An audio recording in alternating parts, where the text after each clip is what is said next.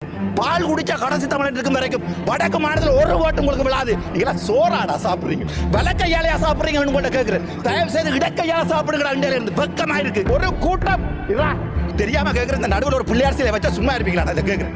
அடே நீங்க எல்லாம் அடிச்சு கொள்ளுவீங்களா? இந்த பாராளுமன்றத்தில் பேரை கெடுப்பீர்கள்னு தெரிஞ்சிருந்தா அந்த மனுஷன் பிள்ளை ஊட்டியோட போய் வேற எங்கேயாவது வாழ்ந்திருக்கு. ஒரு தமிழ் மனுஷனா வெக்கப்படுறேன்.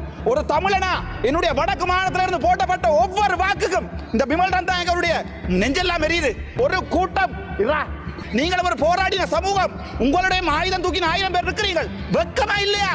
சோறாடா சாப்பிடுறீங்க கேட்கிற அளவுக்கு எங்களுடைய தமிழ் மக்கள் உங்களை வடக்கு மாநிலத்தில் பார்த்துக் கொள்வார்கள். நாங்கள் இனவாதம் இல்லை என்று இந்த வரைக்கும் இதில் இருக்கிற எதிர்கட்சியில் இருக்கிற பாராளுமன்ற உறுப்பினர் தமிழனா இருந்தாலும் சரி, முஸ்லீமா இருந்தாலும், நீங்கள் பால் குடித்து வளர்ந்த குழந்தையா இருந்தால், நாய்ப்பால் குடிக்காமல் உங்களுடைய அம்மாவினுடைய பாலை குடித்து வளர்ந்தவனாக இருந்தால், புத்தளத்திலே மக்கள் தினமும் அழுகிறார்கள், திருவோணமையிலே மக்கள் அழுகிறார்கள்.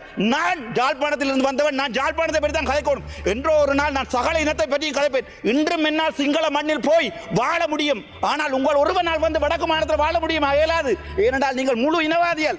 இது யாருக்கு அவமானம் என்றா, உங்களை மாதிரியான மனுஷர்கள் வந்து இந்த பாராளுமன்றத்தில் பேரை கெடுப்பீர்கள் தெரிஞ்சிருந்தா அந்த மனுஷன் பிள்ளை ஊட்டியோட போய் வேற எங்கேயாவது வாழ்ந்திருக்கு. வெக்கமா இல்லையாடா உங்களுக்கு? எங்களுடைய வாக்குகளான பாராளுமன்றம் வந்து நீங்கள் எங்க உங்களுடைய அருள் ஏமாச்சந்திர அடே, எங்களுடைய இனம் பாவம். நாங்கள் என்ன பாவம் செய்த நாங்கள் உங்களுக்கு? எங்களுடைய தமிழீழம் என்ற நாட்டை 30 வருடமாக கட்டியது நீங்கள் எங்களை கேம்பஸுக்கு போடா பண்ணிக்கல. அவர்களுக்கு நன்றாக தெரியும் இந்த பேரினவாத அரசாங்கம் என்ன செஞ்சாலும் மாறாதண்டு. ஆனால் அரசியலுக்கு வருகின்ற போது நான் என்ன யோசிக்கிறேன், ஓகே இதோ நிப்பாட்டுவோம், இதுக்கு மேல வேண்டாம், சிங்களத்திலே கதைப்போம், தமிழிலே கதைப்போம், இதை நிப்பாட்டு. வெக்கமா இருக்கு. நீங்களா சோறாடா சாப்பிடுறீங்க, வலக்கையாலையா சாப்பிடுறீங்கன்னு உங்கள்ட்ட கேட்கிறேன். தயவு செய்து இடக்கையால சாப்பிடுங்கிற அண்டையில இருந்து வெக்கமா இருக்கு. காலமா தமிழனை முஸ்லீமை நீங்க என்ன செய்றீங்க? போட்டு அடி அடி அடி அடிச்சு கடைசி எங்களுக்கு இல்ல முஸ்லீம் இனத்திலே கூட ஆயுதத்தை கொடுத்தியால் எங்களுக்கு அடியண்டு, எங்கள்கிட்ட தந்தியால் முஸ்லீம் இனத்துக்கு அடியண்டு. கடைசியா ஒரே இனம் பேசுற 2 முஸ்லீம் இனம் நாங்கள் அடிபடுறோம். ஆனா நீங்க என்ன செய்றீங்க? சத்தமே இல்லாம திருவோணமலையில கொண்டு போய் புத்தர்வியால வைக்கிறீங்க. சும்மா ஒரு பேச்சுக்கு கேட்கிறேன், இல்ல தெரியாம கேட்கிறேன். இந்த நடுவில் ஒரு பிள்ளையார் சிலை வச்சா சும்மா இருப்பீங்களா? அதை கேட்கிறேன். அடே நீங்க எல்லாம் அடிச்சு கொள்ளுவீங்களா? இரண்டா உங்களோட மனசுல இருக்கிற வரி, நீங்க சிங்களவன் என்ற வரி. நான் நாளை கொண்டு பாராளுமன்றத்துக்கு முன்னால ஒரு புத்தர் சிலை எடுத்து போட்டு நான் ஒரு பிள்ளையார் சிலை வைக்கிறேன். உங்களால் முடியுமா வைக்க விட? ஏனென்றால் திரும்ப அடிக்கிறீர்கள், நாங்களும் பார்க்கிறோம்.